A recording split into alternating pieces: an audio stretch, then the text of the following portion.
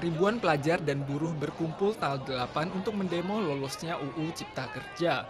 Bentrokan fisik terjadi saat polisi anti huru-hara menggunakan senapan air untuk mencegah para demonstran menerobos ke dalam gedung DPR dan Istana Presiden. Konflik ini berujung menjadi aksi baku hantam di atas jalan. Aksi demo di seluruh Indonesia memasuki hari ketiga dan ratusan orang telah tertangkap.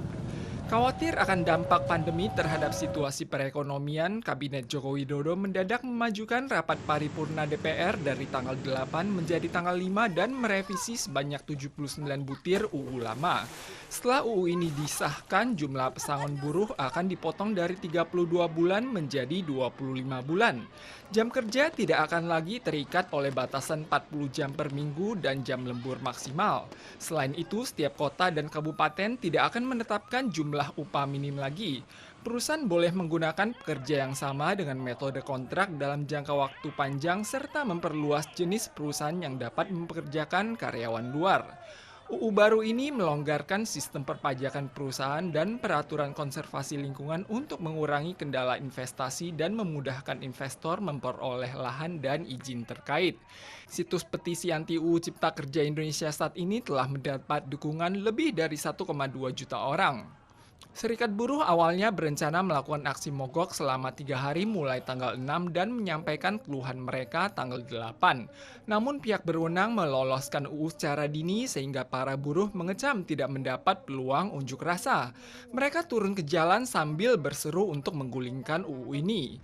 Pihak berwenang Indonesia menyampaikan setelah beberapa kali negosiasi, 6 dari ke-8 serikat pekerja besar di Indonesia telah menyetujui UU tersebut.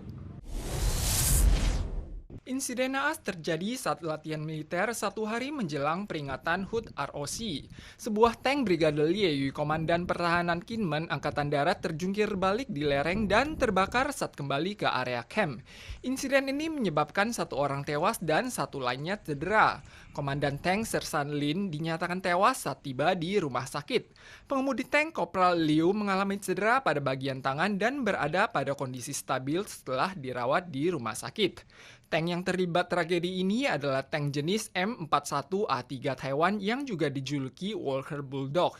Ini merupakan tipe tank terbanyak yang digunakan oleh pihak militer dan telah mengabdi selama 62 tahun.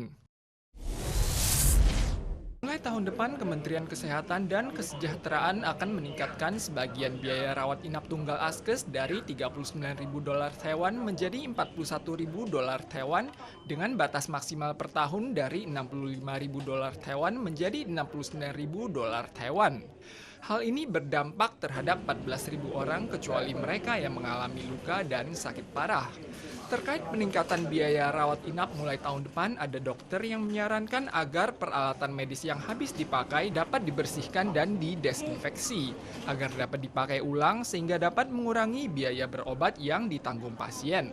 Selain itu, mulai tahun depan, upah dasar akan dinaikkan menjadi $200 Taiwan, serta memicu peningkatan biaya Askes. Sebanyak 2,85 juta warga harus mengeluarkan biaya tambahan sebanyak 3 hingga $70 Taiwan per bulannya. Kabupaten Yunlin telah meluncurkan layanan motor listrik umum resmi.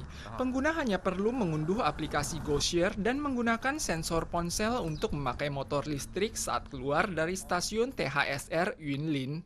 Pemkab Yunlin bekerja sama dengan operator motor dalam meluncurkan layanan resmi motor listrik umum mulai saat ini. Layanan tersedia di 3 kota meliputi Toliu, Huwei, dan Taunan. Sebanyak 130 unit motor listrik disediakan pada tahap awal. 云林在这个整个电动机车的推广以及空气品质的努力上面有很大的显著。我举例来说，2018年的时候，整个电动机车在云林的挂牌是10.4，那2019年就来到28点，其实6都以外成长数字最漂亮的。 Layanan umum seluler GoShare saat ini tersedia di Taipei, New Taipei, Taoyuan, dan Tainan. Kabupaten Yunlin adalah wilayah pertama di luar 6 kota utama yang meluncurkan layanan umum. Rencana tahap awal mencakup 3 tahun dan hasil ini akan menjadi patokan upaya tindak lanjut berikutnya.